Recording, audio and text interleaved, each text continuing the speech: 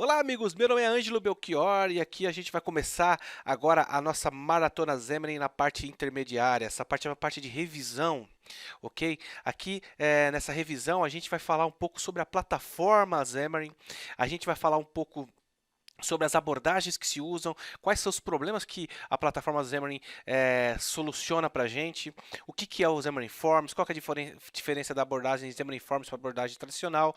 E a gente vai fazer um overview disso e na parte final da maratona, desculpa, a parte final desse módulo, a gente vai fazer uma demo, né? A gente vai rever código, a gente vai conectar o Azure, a gente vai consumir a APIs do Azure, a gente vai entender um pouco como funciona, qual que é a anatomia de cada plataforma, digamos assim, ok? Mas para começar, a gente vai falar, né? O que é o Xamarin, né? Para você que já sabe o que é Xamarin, para você que não sabe o que é Xamarin, a gente vai, para você que ainda tem algumas dúvidas, a gente vai tentar esclarecer agora. Para você que não conhece, eu vou começar a falar sobre Xamarin, né? Xamarin é uma plataforma de desenvolvimento que cria apps nativos, certo? A ideia é criar apps nativos multiplataformas compartilhando código, certo? A grande sacada, o grande ideal do Xamarin é isso, é você ter uma base de código que esteja rodando em cima do .NET, do .NET, certo? Escrito em C Sharp, você conseguir compartilhar esse código criando apps nativos, né? E você vai ouvir muito essa palavra nativo, né? Você fala, pô, mas todo mundo fala o Xamarin é nativo, nativo. O que é um nativo, né? O que é um aplicativo nativo? Qual que é a importância disso? A gente tem basicamente, digamos que três pilares para definir o que é nativo, né? A gente está falando de uma interface nativa, certo? O que é uma interface nativa? Uma interface que contém componentes nativos, não são componentes que simulam algum tipo de elemento já existente. A gente está falando aí de componentes que são os próprios componentes que a plataforma iOS tem, que a plataforma Google tem, que a plataforma Microsoft tem e disponibiliza. Eu não estou simulando controles, ok? E eu tenho acesso a APIs nativas. Significa que eu consigo diretamente invocar APIs nativas dos sistemas. Eu estou falando diretamente com o meu sistema operacional. Eu não tenho uma camada a mais para fazer isso. Eu não tenho um browser para fazer isso daí, na qual eu solicito para o browser que o browser vai solicitar para essa API nativa ou ainda para um outro tipo de API uma determinada funcionalidade. Certo? E nisso tudo eu tenho no final uma performance nativa, que é a performance que o usuário espera. Ele não quer ficar travado numa tela, ele não quer navegar por uma lista e sentir que aquela lista está carregando, mas está engasgando, né? Quando a gente fala de nativo, a preocupação que a gente tem é entregar uma experiência para o usuário de fato que agrade, que faça com que ele se sinta confortável ao utilizar o app. Outro ponto importante, e isso cai justamente no primeiro no pilar aqui, que é a interface nativa, a gente tem que pensar também em questão de usabilidade e acessibilidade, certo? No quesito acessibilidade, é muito complexo quando você cria um app e você substitui funcionalidades como, por exemplo, a funcionalidade padrão de navegação. Quando você começa a alterar tamanhos de controle, como, por exemplo, a largura e a altura de um botão, por exemplo, isso tudo vai começar a complicar a vida de uma pessoa que tem algum tipo de deficiência visual, algum tipo de deficiência física. Os grandes players, Microsoft, Google e Apple, investem muito para quê? Para criar uma experiência de usuário muito boa e que não seja e que seja inclusiva, que significa que outras pessoas que têm algum tipo de deficiência se sintam confortáveis. Nos sistemas operacionais existem funcionalidades que fazem com que você consiga habilitar, alterar o tamanho do texto, o tamanho da fonte, a cor, contraste, para quê? Para pessoas justamente conseguirem utilizar de uma maneira tranquila. A partir do momento que você não respeita isso, ou que você utiliza um framework que por trás não respeite isso, você acaba excluindo esse conjunto de pessoas. Isso é muito ruim, certo? Então, quando a gente está falando de nativo e a gente pega no primeiro pilar aqui, interface visual nativa, a gente está dizendo que o seu app ele estará pronto para ser utilizado por qualquer pessoa, certo? Acessando as APIs nativas e tendo uma performance nativa. É isso que a gente está falando, certo? Então, já que a gente já sabe aí o que é a parte nativa, né? Vamos começar a situar o que a gente tem aqui para entender como é que o Xamarin funciona e por que a gente acha que o Xamarin é uma plataforma muito, mas muito legal. Hoje em dia, quando você está pensando no app, imagina você quer fazer um app, a sua empresa quer produzir um app, você quer fazer algo que seja móvel, que esteja na mão das pessoas. Quando você começa a desenhar, você vai se deparar por um approach que a gente chama de silo, né, que é específico para cada plataforma. Sendo assim, se o seu app for rodar no iOS, você precisa utilizar a plataforma Apple como um toda.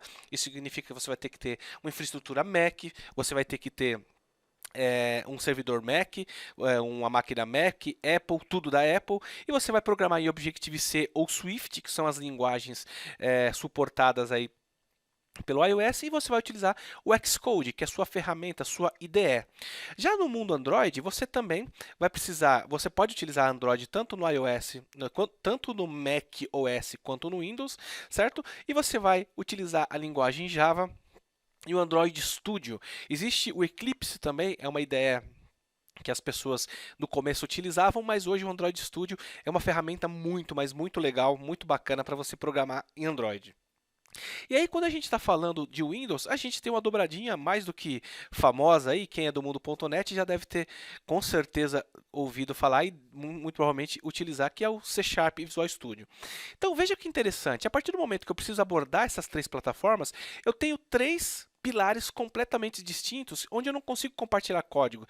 Eu tenho três tipos de linguagem diferentes, eu tenho três tipos de ambientes diferentes, e vai acabar ocorrendo que eu vou precisar ter três times completamente distintos para atuar dentro do meu desenvolvimento de app. Se você é o cara aí da sua empresa que gerencia a parte financeira, que gerencia o dinheiro aí que vai ser aplicado para o desenvolvimento, você já consegue imaginar que nesse cenário aqui o custo para o desenvolvimento do seu app acaba sendo grande, né? Porque você tem que gerenciar três equipes. Isso se você ainda pensar que você precisaria lançar os três ao mesmo tempo, então você pode ter aí uma discrepância de tempo, então você prioriza uma plataforma para depois lançar outra, enfim, é meio complicado isso daí, certo? E aí você tem algumas abordagens que chamam de escreva uma vez, codifica uma vez e execute em qualquer lugar, né? Write once, run anywhere. A gente tem vários exemplos disso. A gente de frameworks fazem isso, são frameworks de mercado também, frameworks interessantes para utilizar. Eu não sou, e a gente que faz a maratona aqui, para quem acompanha o Monkey Knights, para quem acompanha a gente sabe que não existe nenhum xiita e ninguém que diz que algo é bala de prata. São abordagens diferentes para resolver problemas diferentes. Então, nesse cenário que a gente tem, você codifica uma vez e executa em qualquer lugar, a gente já tem scripts que é feito em Lua, JavaScript, ActionScript, HTML, CSS, e você tem um black box, você tem um engine, né, alguma coisa que transforma e que gera para cada plataforma um app, né? E muitas vezes essas plataformas elas têm acesso limitado às APIs, certo? E aí você acaba tendo uma performance ruim e uma experiência de usuário pobre. Por quê? Porque muitas vezes os controles não são os nativos, muitas vezes os controles eles apenas aplicam o que a gente chama de look and feel, né? Eles aplicam um template que, se tiver no Android, simula as cores do Android, simula a aparência do Android, no iOS simula a aparência do iOS, e aí às vezes você tem no UWP, você também simula a aparência do WP, e no final você tem ali algo que não é tão rico, digamos assim, na experiência do usuário, e isso conta muito, né?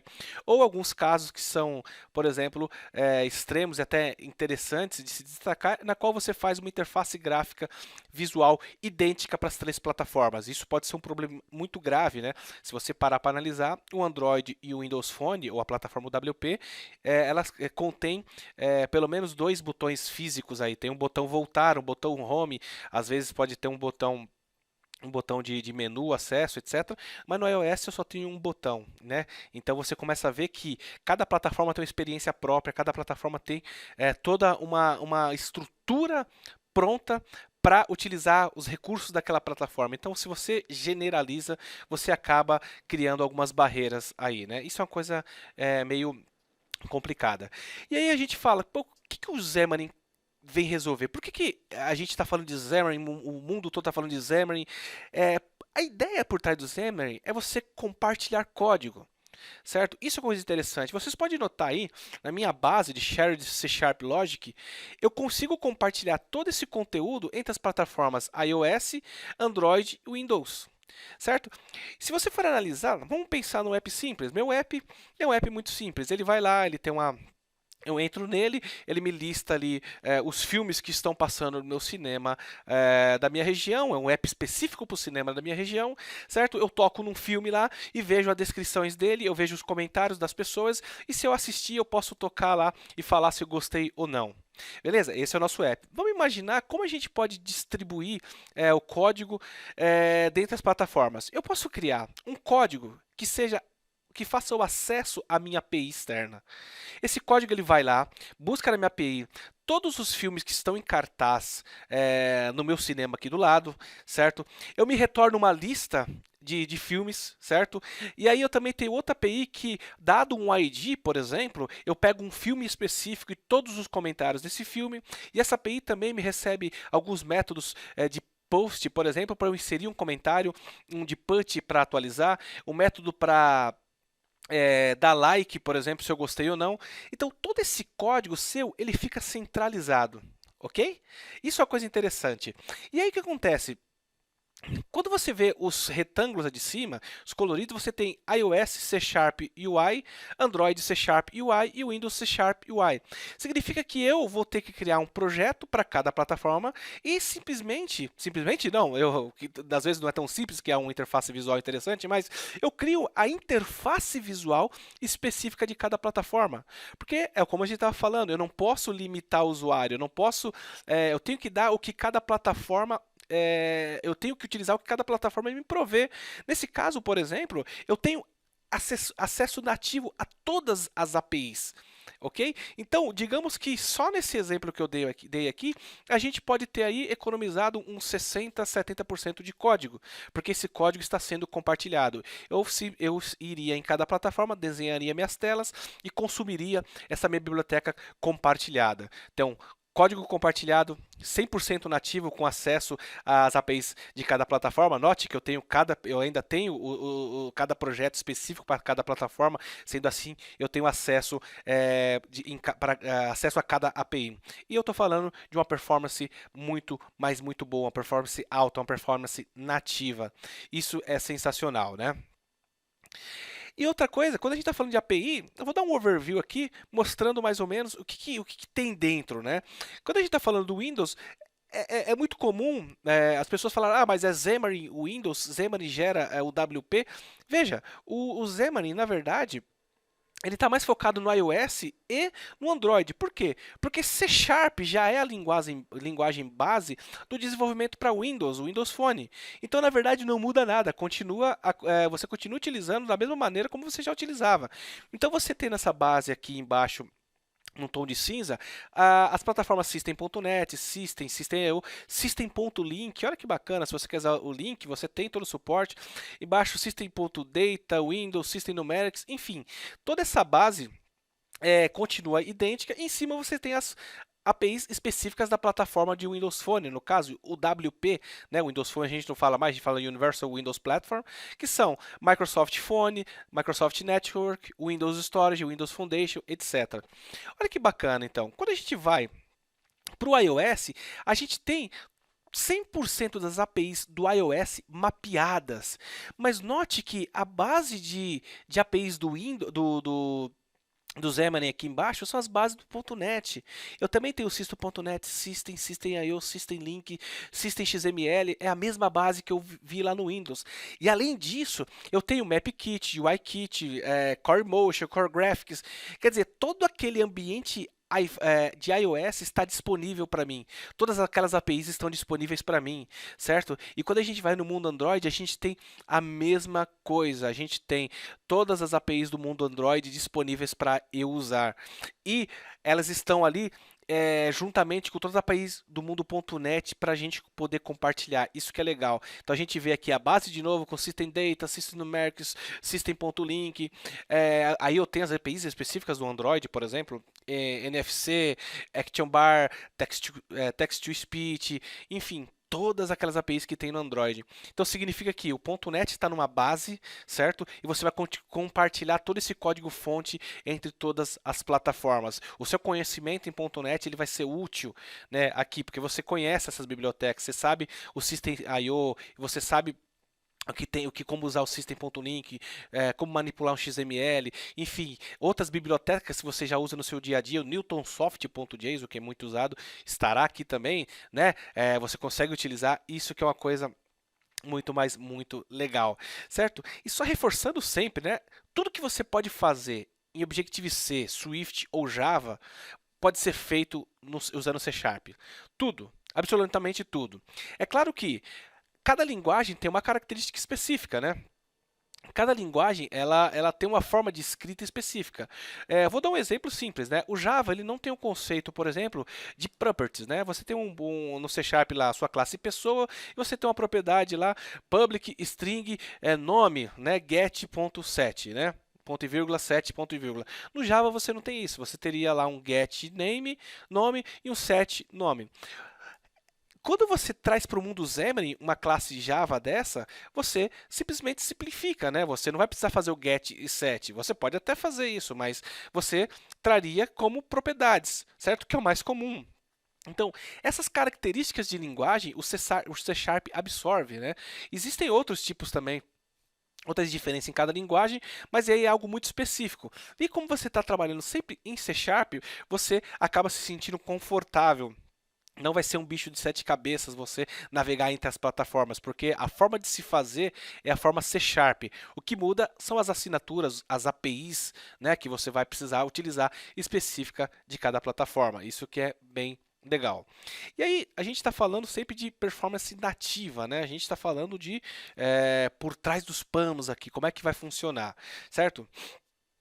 Basicamente, o que a gente tem é o seguinte: a plataforma Apple, o modo de compilação dela é chamado de AOT, Ahead of Time, certo? Eu não vou entrar em detalhes aqui por debaixo do capô, como funciona numa antena mais detalhada, porque é um assunto muito extenso e muito complexo. E muito legal também, mas o intuito dele não é esse. Se você quiser, a gente pode, procure nos canais aí do Monkey Knights, chame a gente que a gente faz questão de bater um papo sobre isso. Então, basicamente é o seguinte, o modo AOT, essa compilação, ela produz um binário que vai ser distribuído para a loja, né? O legal assim, você vai escrever seu código em .NET, certo? E as bibliotecas que existem no iOS estarão disponíveis para você num termo que a gente chama de bind. Bind nada mais é do que uma forma de você um mapeamento entre o C Sharp e a biblioteca nativa que você tem no iOS.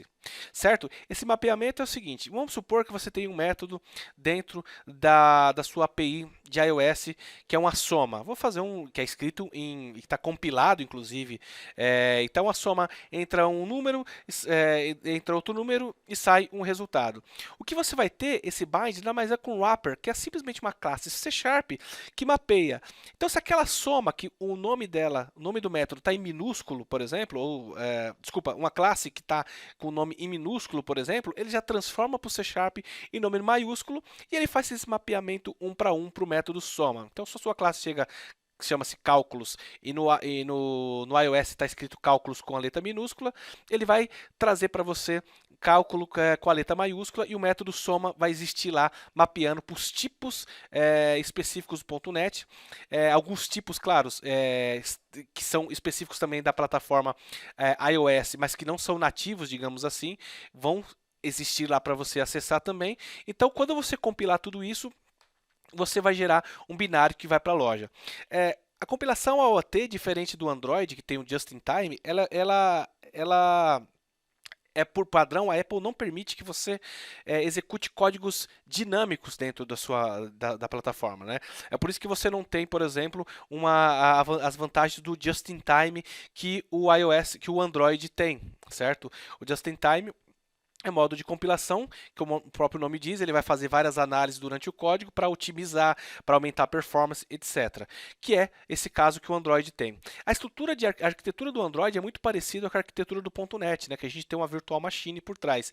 Isso é uma coisa interessante, né? Então, quando você escreve seu código, você vai compilar, você vai gerar o quê? Você vai gerar uma IL. Veja, IL, né? O Java gera o bytecode, você no .NET gera uma IL. E essa IL, tem que ser, ela vai ser interpretada por a grosso modo, uma virtual machine ali, que no caso seria o Mono. O Mono vai junto com a sua aplicação, certo? Ele faz às vezes da virtual machine, certo? Que poderia ser, no caso do Java, quando você compila, é a Dalvik ou a virtual machine do próprio Java. E você tem todos os benefícios do just-in-time, e tudo que você pode, e a parte dinâmica, se você quiser cuspir IL, fazer algum tipo de trâmite desse jeito, você vai poder fazer isso daí. É mais ou menos assim como funciona por baixo do capô. Você vê que você não tem nenhum tipo de camada extra, certo? Esse wrapper, esse bind é simplesmente uma classe que mapeia, é simplesmente um roteador, digamos assim. Ó, se entrar nesse método aqui, chama esse método lá. Ele não faz nada além disso, entendeu? Por isso que a gente fala que se você está usando a biblioteca Android lá no Java, vamos supor que você está usando lá o botão, a classe de botão do Java, e por algum motivo essa classe de botão está com bug, certo? Se você utilizar o Xamarin, na hora que você utilizar, instanciar essa classe de botão, o bug vai estar lá também. Por quê? Vamos supor que no clique não está acionando o disparando o evento clique. Na hora que você fizer isso, o que vai acontecer? Ele vai passar para esse bind que vai invocar o método que deveria ser invocado. E o método lá em Java, por algum motivo, está com um problema. A mesma coisa acontece com a parte do iOS. Mesmo esquema que ocorre lá, certo? Os binds são wrappers bem finos, bem leves, que não influenciam absolutamente nada no desempenho, ok? Outro ponto interessante. A gente viu lá naquelas bases, quando a gente mostrou, que a gente tinha alguns retângulos que mostravam, por exemplo, que a gente precisava implementar a interface visual específica de cada plataforma, né? Então, no exemplo que eu dei lá do nosso cinema, né, a gente fez lá a nossa biblioteca que faz acesso à API externa, que me lista todos os filmes que estão passando no cinema, que eu consigo ver comentários sobre um filme, que eu consigo fazer um comentário da nota. Mas eu tinha que desenhar a minha tela específica para cada plataforma, né? Aí você fala, poxa, cara, seria tão legal se a gente conseguisse fazer uma interface só e essa interface gerasse 3 interfaces, uma para cada aplicativo. Bom, é aí que eu te apresento o Xamarin Forms, certo?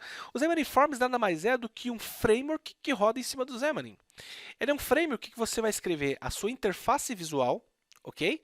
Certo? Essa interface visual vai ser escrita utilizando uma linguagem chamada XAML, que a gente chama de XAML, certo? E quando você compilar o seu app Android, a grosso modo, o que vai acontecer? Vai pegar esse XAML e transformá-lo, certo? Numa interface visual Android com componentes nativos, com controles nativos, tudo nativo. Ele simplesmente pega aquele XAML e transforma na interface visual do Android. Se você está dentro do iOS, ele pega aquele XML e transforma na interface visual do iOS. Se você está dentro do WP, você fala, mas o WP também utiliza XAML, né?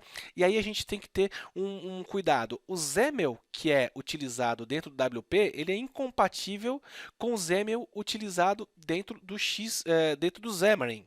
Certo? Só para repetir, então, do WP também utiliza XAML, certo? Do Xamarin Forms utiliza XAML. Porém, eles são incompatíveis, certo? E como a ideia aqui é compartilhar a mesma base, a mesma tela, interface visual, acontece o mesmo procedimento quando a gente entra no WP. Ele vai pegar aquele XAML, vai converter ele para uma tela nativa do iOS, certo? E o que eu estou dizendo aqui é que a gente consegue fazer um app 100% nativo sem escrever uma linha de código específico de cada plataforma. Dependendo da sua situação, você não precisa fazer isso. É claro que se você precisar utilizar alguma coisa específica, como por exemplo o Touch ID do iOS, é uma feature que só existe no iOS, aí sim você vai precisar customizar. Mesmo assim, eu não perco isso, eu não perco a possibilidade de utilizar as APIs nativas específicas de cada plataforma, certo? Que é o que eu estava explicando aqui. Basicamente, que a gente tem dois approaches que a gente chama, né, que é o tradicional e é o Forms. Então, reforçando, no meu approach tradicional, Eu tenho toda a minha lógica compartilhada, em cada retângulo em cima eu tenho uma interface visual específica para cada plataforma. No Approach Xamarin Forms, eu tenho minha base de código compartilhada e essa parte de Xamarin Forms são as interfaces visuais. Isso que é bacana, eu estou compartilhando entre as três plataformas. Mas mesmo assim, como demonstra aqui os retângulos acima, eu consigo ter acesso a toda e qualquer API disponível em cada sistema operacional. Certo? O que está incluso dentro do Xamarin Forms? O Xamarin Forms vem evoluindo muito, muito, muito mesmo, certo? Então, a gente tem basicamente mais de 40 tipos de páginas, mais de 40 tipos de páginas, layouts, controles. Você pode utilizar o Code Behind, né, ou XAML. Code Behind, se tem alguém aí que mexeu com o VB6, né, você lembra? Arrastava um botãozinho, dava um duplo clique, você já estava no evento clique do VB6. É mais ou menos isso que a gente tem. Depois no Windows Forms veio, no próprio o WPF veio. Você tem também esse conceito. Ou você pode criar os seus controles também utilizando. Você consegue criar os seus controles utilizando C# ou XML, certo? Você tem Two-Way Data Bind, né? Que é um conceito que a gente utiliza muito em MVVM. Vai ter um módulo específico de MVVM. O que esse Two-Way Data Bind faz? Imagina que eu tenho a minha tela, interface visual, que tem dois campos e um botão. Eu tenho uma classe, esses campos são nome de usuário, senha e botão logar. Eu tenho uma classe que tem uma propriedade nome de usuário, uma propriedade senha, e eu tenho um command, que vocês vão saber mais para frente o que seria isso, logar. Então, quando eu preencher a minha interface visual, automaticamente eu vou preencher essas minhas propriedades. E se eu alterar essas minhas propriedades, automaticamente a minha interface visual vai sofrer as alterações. Isso é o Two-Way Data Bind, certo? Eu tenho gestão de navegação, isso é importante porque essa navegação para cada plataforma é feita de um jeito, então o Xamarin ele abstrai isso para você, então quando você navega de uma página para outra, em cada plataforma específica ele vai resolver isso para você de maneira transparente. Eu tenho uma API de animação, uma API interessante, ela não é tão complexa, ela não é tão rica, ela não tem tantos detalhes, mas se você quiser fazer alguma coisa mais rebuscada, mover um objeto, fazer um bounce, algum tipo de animação, ele já trabalha e disponibiliza para você de maneira fácil, certo? Dependency Service, esse é um ponto muito, mas muito específico e importante para a gente entender aqui. Se você já tem conhecimento sobre injeção de dependência, versão de controle, você com certeza já ouviu falar nesse Dependency Service. Esse é um framework que vai te auxiliar a trabalhar com injeção de dependência. Uma plataforma que o Xamarin Forms já traz isso para você. Por quê? Como a gente está trabalhando com sistemas operacionais diferentes, APIs diferentes, em algum determinado momento eu posso querer abstrair algumas funcionalidades que são iguais a cada plataforma, mas utilizar de maneira centralizada. Certo? Não entendeu nada? Deixa eu explicar. Dentro do Android você tem o GPS, certo? API de geolocalização. É a API específica do Android. No iOS eu também tenho o GPS, mas eu tenho uma API específica do iOS para fazer e obter geolocalização. E no WP eu também. Eu tenho acesso à geolocalização, mas são três APIs completamente distintas. Mas eu quero centralizar o código, porque eu simplesmente quero utilizar de uma maneira focada, entendeu? Eu quero utilizar de uma maneira que eu consiga reaproveitar o máximo o meu código, certo? O que acontece? Eu vou criar uma interface na minha camada lá compartilhada, a geolocalização, por exemplo, com um método chamado obter, ok? Na plataforma Android, eu vou criar uma classe, certo, que implementa essa interface e que invoca os métodos, certo, da minha API de geolocalização do Android, que me retorna a geolocalização. No iOS eu crio uma outra classe também que implementa essa geolocalização, implementa o método obter, aciona a API específica do iOS e retorna os dados. O WP é a mesma coisa. E aí o Dependency Service eu configuro para ser injetado, por exemplo, nos meus construtores, ou eu consigo obter esses caras via uma classe específica e quando eu tiver no Android, automaticamente a classe específica do Android de geolocalização será injetada. Então consigo num ponto focal ali, num ponto compartilhado, acessar essa geolocalização, certo? Isso a gente vai ver mais para frente, mas é importante que você entenda esse conceito. Esse Message Center, ele é um conceito de publish e subscribe, né? Você começa a fazer notificações para que você consiga, por exemplo, atualizar várias partes do seu app a partir de um ponto. Então, eu quero, quando eu incluir um item no meu carrinho de compras, por exemplo, no meu app de vendas, eu quero notificar para que a quantidade de itens que está no meu ícone mude, para de repente eu disparar um e-mail por trás para notificar alguém, ou um push, e de repente eu incluir uma mensagem no meu rodapé em alguma outra página. Então, dependendo de como você organizar seu código, você não tem acesso a esses itens de forma fácil, mas com o Message Center você simplesmente notifica. Quem estiver ouvindo determinadas notificações, ela gerenciam essas ações. A gente vai falar também mais para frente. Certo? Aqui são as páginas que a gente tem, Content Page, Master Detail, né, para a gente fazer aquele menu lateral. A navegação também você tem é um tipo de página também, né? Você consegue manipular a barra de cima de navegação. Uma página baseada em abas. Opa, desculpa. E aqui uma coisa interessante, porque se você está no Android, as abas elas ficam na parte de cima do seu app, certo? E no iOS, as abas ficam na parte de baixo. Interessante? Aqui a gente tem também uma página chamada Carrossel. Essa página ela está sendo descontinuada porque um controle novo de carrossel está sendo feito. Já está, acho que disponível como beta ele. Então não faz muito sentido de você utilizar esse carrossel, certo? Mas ele ainda existe e aí a gente tem alguns tipos de layout, como por exemplo o stack, o absolute, o relativo, o grid, né? O stack para você empilhar os seus controles, o absolute para você posicionar de maneira absoluta os elementos, o relativo, o grid, para você trabalhar com grids, esse é bem legal, um dos mais indicados. Content View, Scroll View, né? Se você tem muitas informações dentro da sua área visível do app, você consegue colocar como se fosse um scroll bar invisível lá. E você também tem Frame, que é outro tipo de layout, né? Cada um é específico para um tipo de uso, certo? Aqui são alguns controles que a gente tem, Activity Indicator, a gente tem para fazer, por exemplo, menu load, box view, botão, date picker, editor, entry, image, enfim, a gente tem uma vasta quantidade de botões aqui para você conseguir utilizar no seu Xamarin Forms, no seu aplicativo em Xamarin Forms. Aqui tem um exemplo bem interessante na qual eu faço um app que ele utiliza abas, certo? E ele tem aqui duas caixas de texto e um botão. Veja, isso tudo que vocês veem na sua parte direita aqui é o código XML. Eu tenho um table page, certo? Dentro eu tenho um children. Dentro do children eu tenho uma parte que é uma content page. Veja, eu tenho o table page é um conjunto de páginas. Então eu tenho um content page que eu dei o título de perfil, de profile, desculpa.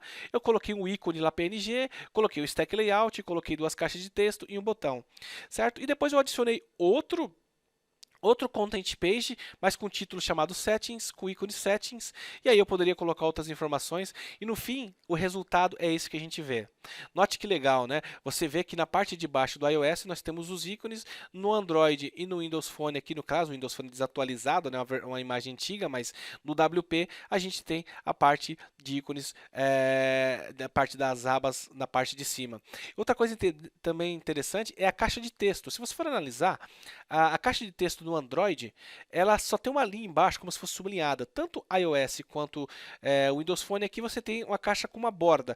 O iOS a borda é um pouquinho mais transparente, no Windows Phone ela fica um pouquinho mais visível, mas são componentes nativos, entendeu? Não são componentes que se comportam como nativos, são componentes nativos, certo? E aí, como é que a gente faz agora? Se você, curti a ideia, agora gostei, quero começar a programar, quais ferramentas a gente tem aqui, certo?